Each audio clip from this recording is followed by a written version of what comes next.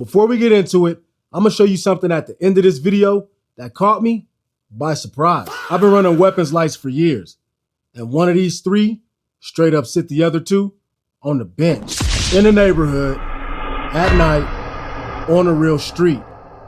Not a foam board or a garage wall. A true urban environment where you actually might use this stuff. Ride with me for a minute, because the one that I thought was gonna win didn't. Most people are gonna use a weapons light in a confined space. Bathroom, hallway, garage, a room. So before we even go outside, let's see what these lights look like in an environment you'll actually be defending yourself in. And I'm not telling you what's A, B, or C yet.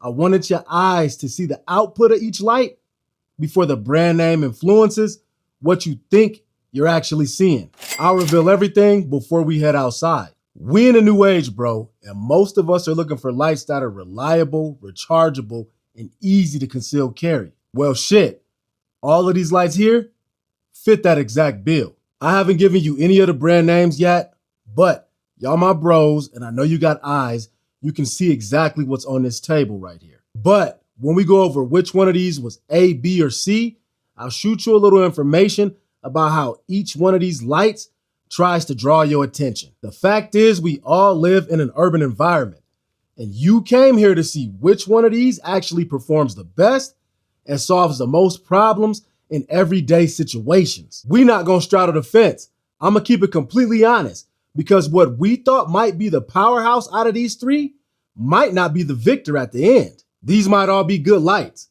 but two of these have to lose.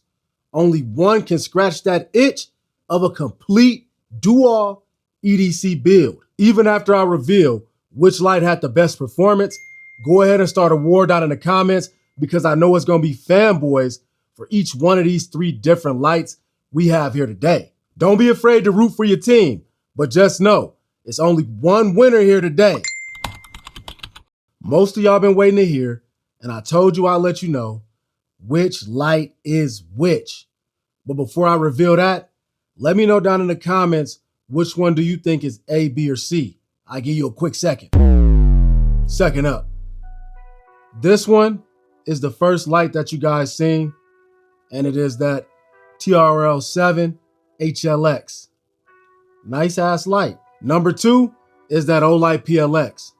And obviously, the last one is the Holosun PID. Y'all let me know, did y'all guess right, or did y'all have some sort of confusion on which one actually performed the best? As I said earlier, go ahead and have that war in the comments. We here to figure this shit out.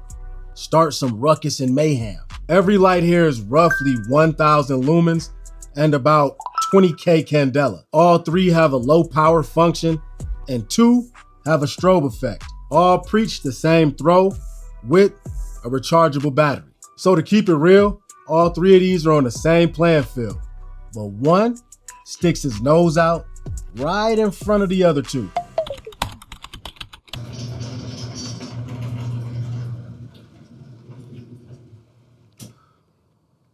Here's where it gets real. This is a actual street, real apartments at true distance. If you're using one of these lights for self-defense, I want you to see what it actually looks like. Not a wall, not a range, just a beam. I want you to see the spill and how far it actually reaches down the street before that beam fades away. So we're gonna start off this test with that Holosun PID, running this stuff from, I wanna say, I guess A through C, and I'm gonna go ahead and let you guys see how these things actually look in a real neighborhood. Try to make this quick and brief, man, so the neighbors don't trip out. Hype me up.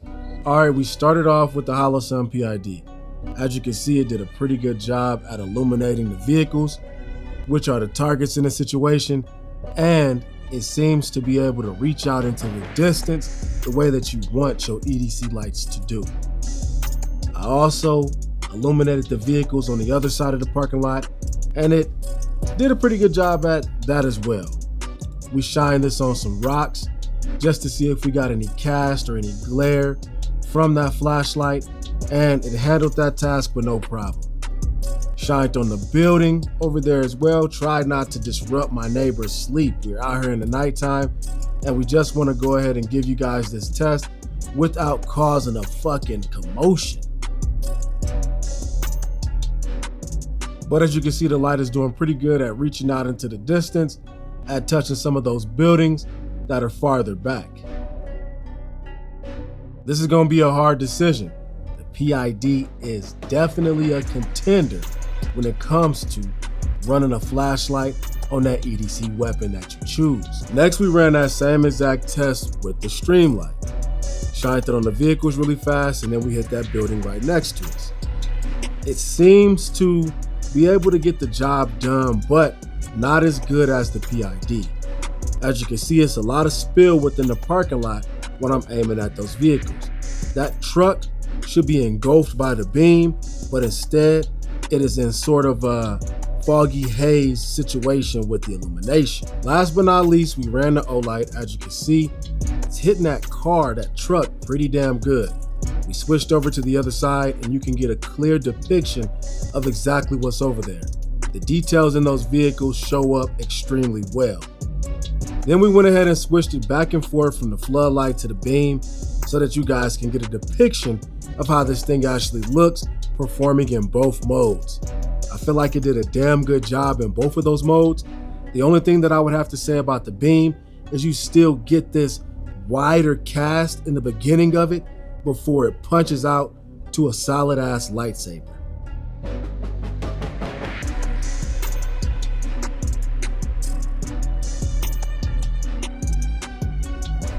Last but not least, with this light, we gave you a little bit of that strobe function, and you can run that strobe function within that beam or that flood position.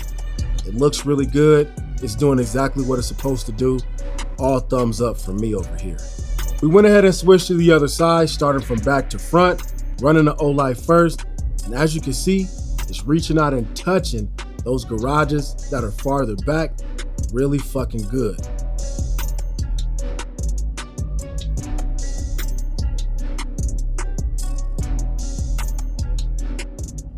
When we move this from target to target, the acquisition is fucking nasty.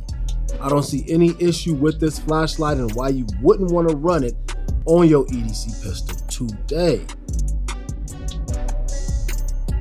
Next, we went ahead and ran that Streamlight from the same distance, touching that garage, and you see the results. We put it on the closer garage and it absolutely looked the same as the further garage. I don't know what's up with that, but I can say that that strobe function works really fucking good on this particular light. Last light on this lineup was that PID, and I can say that it reached out and touched the garage the way that I expected it to do, but that light signature was kind of mem as well. It looks good, and it does put a nice big circle on the target, giving you the view of what's going on and really cutting off their line of sight. Now I wanted to give you guys a view of all of these lights together. From left to right, it's the Olight, Holosun, and then that Streamlight. Now, in this particular configuration, the Streamlight seems to be able to outperform the Holosun, but the Olight is still the superpower within this pack of 3 for your EDC. Y'all let me know how y'all feel, man. Is this test insufficient, or did I give you guys a good visual of exactly what you'll be getting when running any of these 3 different flashlights on the gun that you run every fucking day? Also, when I'm looking at it from this angle, what I said before still stands. The Olight seems to have a cast or still that flood illuminating at the beginning of that beam. The other 2 seem to have a more solid structure or a fixed beam all the way through and through. So here's the bottom line.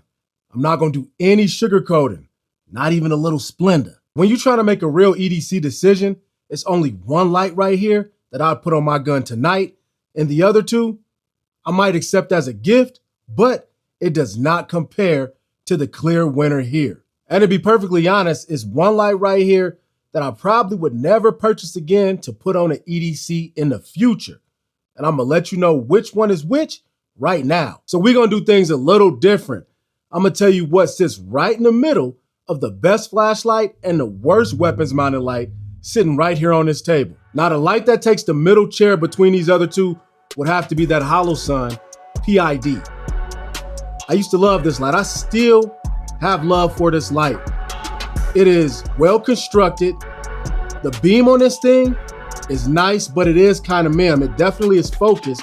And I do dig how the paddles are just so easy to touch on when you have that gun in your hands.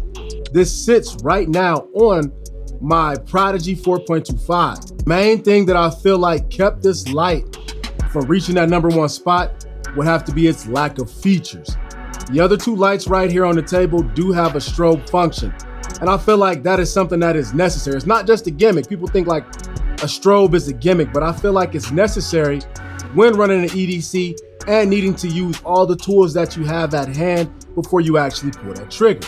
You want to be able to blind and disorient. The PID has two options for recharging: a magnetic charging spot right at the bottom, and you can also remove and replace these batteries if you have a lot of those things sitting around. I think it takes like the standard vape style battery. That being said, I will go out and purchase this light again. It definitely is budget friendly. If you know, you know, and the paddles are definitely easy to operate. Runtime on this thing is about 30 minutes at its high beam.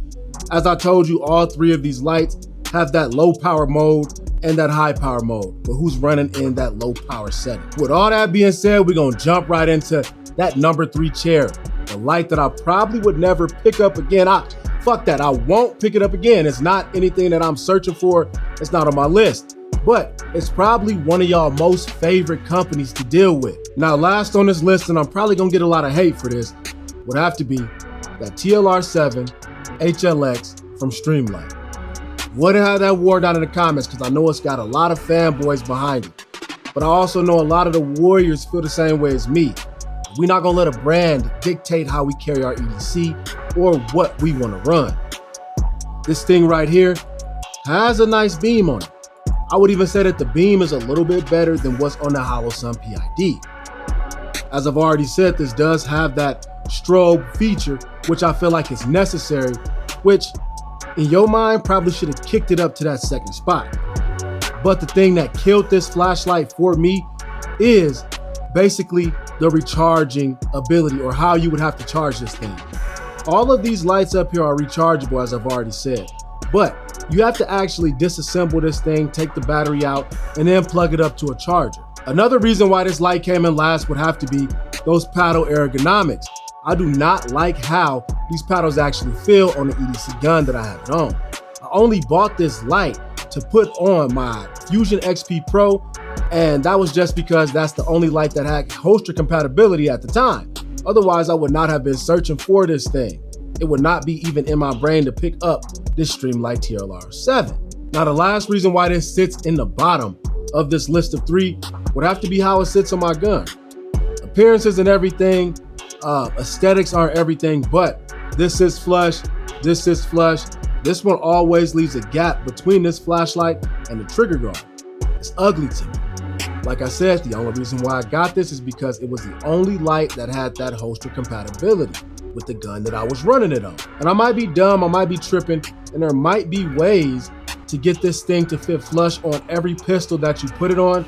And I'm pretty sure that there are companies that offer different paddles for this, but I want something out the box, ready to use, that's comfortable and works for me. In 2026, I should not have to disassemble my flashlight in order to recharge the battery.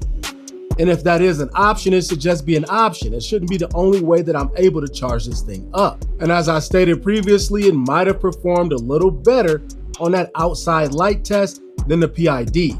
But there's other things that come into play when I'm deciding on what I'm gonna put on my EDC. If you like what we've been talking about here today, do me a favor, scroll down to where it says save and like, move over just a little bit, hype me up.